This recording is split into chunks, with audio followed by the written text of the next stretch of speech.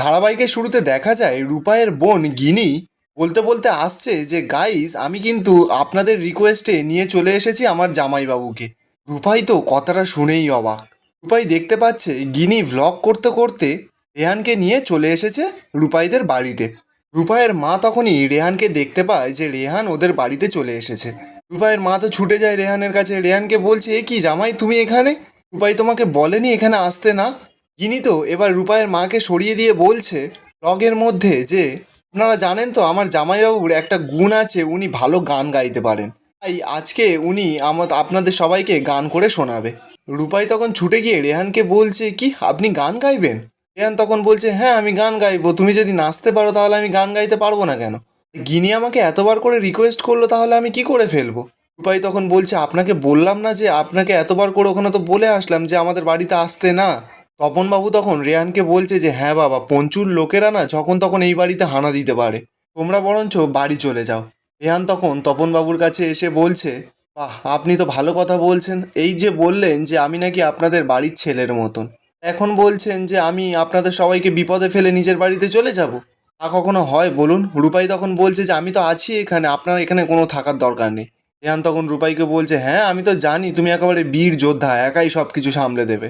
আচ্ছা শোনো, পঞ্চু ধরো গুন্ডা নিয়ে আসলো, অনেক ছুরি টুরি নিয়ে আসলো, তখন কি করে সামলাবে? কিচ্ছু সামলাতে পারবে না, খালি আপনার বড় বড় কথা। রূপাই তখন বলছে আমার বাড়ি আমি বুঝে নেব, আপনাকে নিয়ে চিন্তা করতে হবে না। রেহান তখন তপনকে বলছে কাকা তুমি একদম চিন্তা করো না, আমি তোমাদের ছেড়ে কোথাও যাব না। তপন তখনই রেহানের মাথায় হাত দিয়ে বলছে তুমি শুধু আমার জামাই নয় বাবা, তুমি আমার ছেলে। রূপাই তখন রেহানের দিকে তাকিয়ে মনে মনে বলছে আপনি তো গিরগিটির থেকেও বেশি রং বদলান দেখছি, হসপিটালে এক গ্রুপ আর এখানে আর এক গ্রুপ। মধুমিতা বাগচির সঙ্গে ছিলেন সেটাই তো ভালো ছিল, এখানে আসার কি দরকার ছিল? এরপর দেখা যাচ্ছে কিছুক্ষণ সময় কেটে যায়, রেহান তো খাবার অর্ডার করেছে দোকান থেকে, অনলাইনে খাবার অর্ডার করে ফিশ ফ্রাই তারপরে আরও দামি দামি খাবার নিয়ে এসেছে।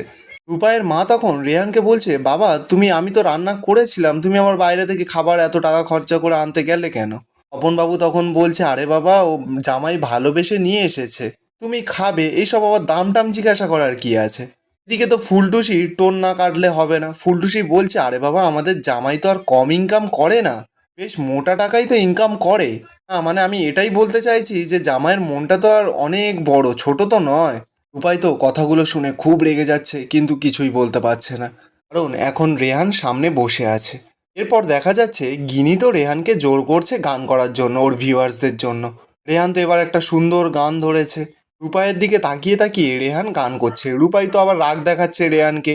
ফুলটুসি এদিকে সেই সমস্ত কিছু দেখে মনে মনে বলছে রূপাই আর রেহানের মধ্যে মনে হয় কিছু একটা গন্ডগোল তো হচ্ছে, তেলে জলে কিছুতেই মিল খাচ্ছে না। যতদিন না আমি বড়লোক হতে পারছি ততদিন রূপাইকে ওই মল্লিক বাড়ি থেকে স্লিপ খেতে বেরিয়ে যেতে দেওয়া চলবে না। অপরদিকে দেখা যায় পঞ্চু তো একটা গুন্ডার সঙ্গে কথা বলছে, গুন্ডাটাকে বলছে আর বাকি সব লোকগুলো কোথায়? গুন্ডাটা তখন পঞ্চুকে বলছে সবাই অন্যরকম রাস্তা দিয়ে ধরে ধরে আসছে, একসঙ্গে গেলে ধরা পড়ে যেতে পারি।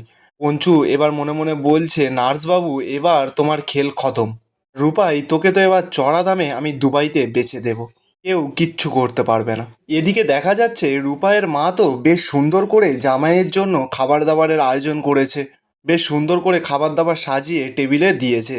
এরপর সেখানে রেহান আর রূপাই চলে আসে। রেহান তো এত কিছু আইটেম দেখে রূপায়ের মাকে বলছে যে আপনি এই গরমের মধ্যে এত কিছু পদের রান্না করেছেন, দেখুন পরের বার থেকে যদি আপনি এরকমভাবে রান্না করেন তাহলে কিন্তু আমি আর আসবো না বলে দিলাম। রূপায়ের মা তখন জামাইকে বলছে যে ছি ছি ছি এরকম করে বলো না, দেখো বিয়ের পর মেয়ে জামাই আমাদের বাড়িতে প্রথম এসেছে, এইটুকুই তো আমরা করতে পারি, তুমি যা ভালো ছেলে তোমাকে এইটুকু আদর যত্ন না করলে আমাদের বরং কষ্ট হবে। এরপর দেখা যায় রেহানকে তো খাবার জন্য একটা ছোট্ট টেবিল আর চেয়ার দেয়া হয়েছে, সেখানেই রেহানের খাবারটা দেয়া হয়েছে। রেহান তখন সেটা দেখে বলছে না আমি এখানে বসে খাবো না, আমি সকলের সঙ্গে মাটিতে বসে খাবো। রূপায়ের মা তো প্রথমে না না করছিল কিন্তু রেহান তো আর কোনো কথাই শোনে না, ও মাটিতে বসে পড়ে। অপন তখন রূপায়ের মাকে বলছে বৌদি তুমি তো জামাই পাওনি জানো, জামাইরূপী একটা ছেলে পেয়েছো, দেখো কেমন বাড়ির সকলের সঙ্গে মানিয়ে গুছিয়ে নিয়েছে। এরপর দেখা যাচ্ছে রূপাই আর রেহান তো বেশ আনন্দ করে সকলের সঙ্গে মিলেমিশে খাচ্ছে, তখনই রূপাইয়ের মা দেখা যাচ্ছে যে একটা আড়ালে গিয়ে কাঁদছে। রূপাই তো তখন সেটা দেখতে পায়, রূপাই ওর মাকে বলছে মা তুমি কাঁদছো কেন কাঁদছো? রূপাইয়ের মা তখন কথাটাকে ঘুরিয়ে দিয়ে রূপাইকে বলছে, না রে, কিচ্ছু হয়নি আমার। তোদের দুজনকে এত সুন্দর লাগছে না, দেখেই আমার আনন্দে চোখে জল চলে এসেছে। রূপাই তখনই খাবার জায়গা ছেড়ে ওর মায়ের কাছে গিয়ে বলছে, মা, আমি তোমাকে কি চিনি না ভেবেছো? কোনটা তোমার কষ্টের কান্না আর কোনটা তোমার খুশির কান্না সেটা আমি বুঝি না ভেবেছো? আমি তোমাকে খুব ভালো করে চিনি, তুমি বলো, তাহলে কিন্তু আমি খাবো না। রূপাইয়ের মা তখন কাঁদতে কাঁদতে রূপাইকে বলছে, জানিস রূপাই, আমি না কখনো তোকে এতটা সাজিয়ে গুছিয়ে খেতে দিতে পারিনি। আমি চাইনি সেটা নয়, কিন্তু আমি পারিনি। রোজ সকালে বাসি মুখে সকালে উঠে এক কাপ চা খেয়েই তুই দৌড় দিতিস। সারাদিন তোর খাবার বলতে ওই একটা রুটি আর লেরো বিস্কুট। তারপর বাড়িতে ফিরে আবার একটা শুকনো রুটি।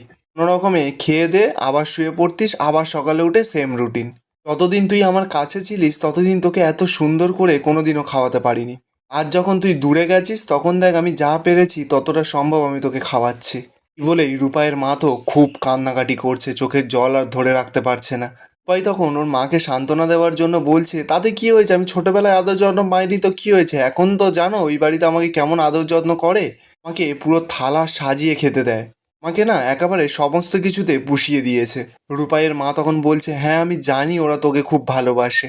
কাকা তখন রূপাইয়ের মাকে বলছে, বৌদি এবার মেয়েটাকে ছাড়ো, জামাইয়ের খিদে পেয়ে গেছে। এরপর রূপাই গিয়ে রেহানের পাশে বসে পড়ে। ঠিক তখনই দেখা যায় সেখানে পঞ্চু আর ও তার দলবল নিয়ে চলে আসে রূপাইদের বাড়িতে। রূপাইদের বাড়ির সকল লোক তো পঞ্চুকে দেখেই পুরো ভয়ে থরথর করে কাঁপছে। পঞ্চু এসে রূপাইয়ের মাকে বলছে, কি মাসিমা, জামাই আদর হচ্ছে? তপন তখন পঞ্চুকে গিয়ে বলছে, পঞ্চু তুমি কেন এখানে এসেছো, বেরিয়ে যাও এখান থেকে। পঞ্চু তখন তপনকে বলছে, আহ তপনদা, তোমার জামাই কি শুধু তোমার জামাই নাকি? তো এই গোটা পাড়ার জামাইও বটে। জামাই এতদিন পর পাড়াতে এসেছে, তাই পাড়ার ছেলেরা সবাই মিলে জামাই আদর করবে না একটু? উপায় তখন পঞ্চুর দিকে তেড়ে গিয়ে বলছে, এই পঞ্চু, একদম না বেশি বাড়াবাড়ি করিস না। আজকে সবেমাত্র জেল থেকে বেরিয়েছিস না, আবার কিন্তু জেলে ঢোকানোর ব্যবস্থা করে দেব। পঞ্চু তখন সরাসরি গিয়ে রেহানের মাথায় বন্দুকটা ধরে।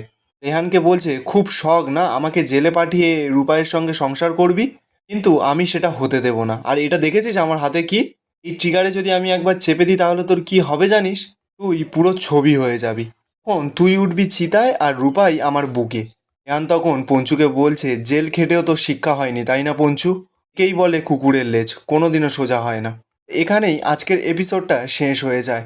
রেহান কি পারবে পঞ্চুকে শাস্তি দিতে? কমেন্টে অবশ্যই জানিয়ে যাবেন।